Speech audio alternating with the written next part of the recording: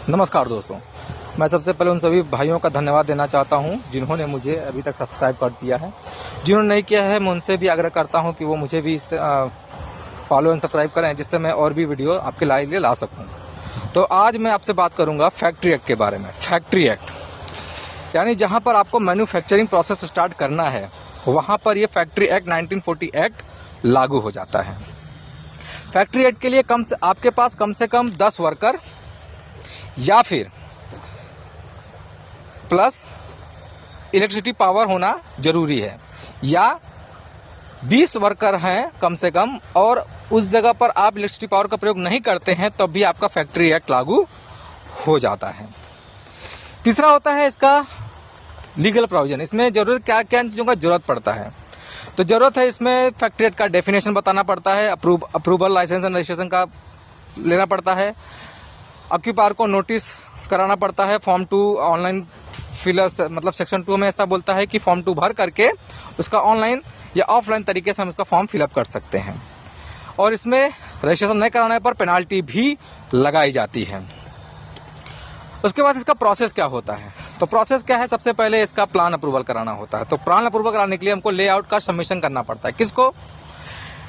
Chief inspector authority को, factory inspector को, या फिर director of inspector health and safety को। इसको हमको अप्रूवल कराना पड़ता है डॉक्यूमेंट। फिर अप्लाई करना पड़ता है लाइसेंस के रजिस्ट्रेशन के लिए। फिर कुछ डॉक्यूमेंट सबमिट करने पड़ते हैं। उसके डॉक्यूमेंट सबमिट करने के लिए हमको अप्रूव्ड प्लान का होता है, और उसके बाद जो हम मशीनरी मैन्युफैक्चरिंग करने के लिए मशीनरी का प्रयोग करने वाले हैं उसका, pollution control board, fire NOC के लिए, इन सब का डॉक्यूमेंट हमको सबमिट कराना पड़ता है। उसके बाद क्या होता है, उसके बाद हमें है वेलफेयर फैसिलिटी के बारे में भी बताना पड़ता है, जिसमें हमको उसका मशीनरी का वेरीफाई करना पड़ता है, उसका गार्डिंग बताना पड़ता है, फायर स्टेशन, ये सब फैक्ट्री इंस्पेक्टर जो है क्या करता है, उसका इंस्पेक्ट करता है।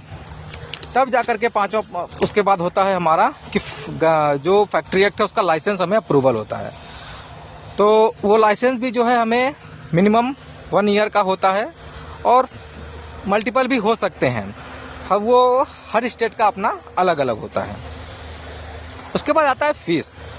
इन सब प्रोसेस के बाद हमें जमा करना होता है फीस। फीस क्या है? फीस वैसे जैसे आपका BOCW में था वैसे सेम इसमें भी होता है कि जितने भी आपके वर्कर्स हैं उसके हिसाब से आपका फीस चार्ज होता है। आपका लेबर लाइसेंस पीरियड कितना है उसके हिसाब से आपका ये डिफरेंट हर स्टेट का अलग अलग होता है।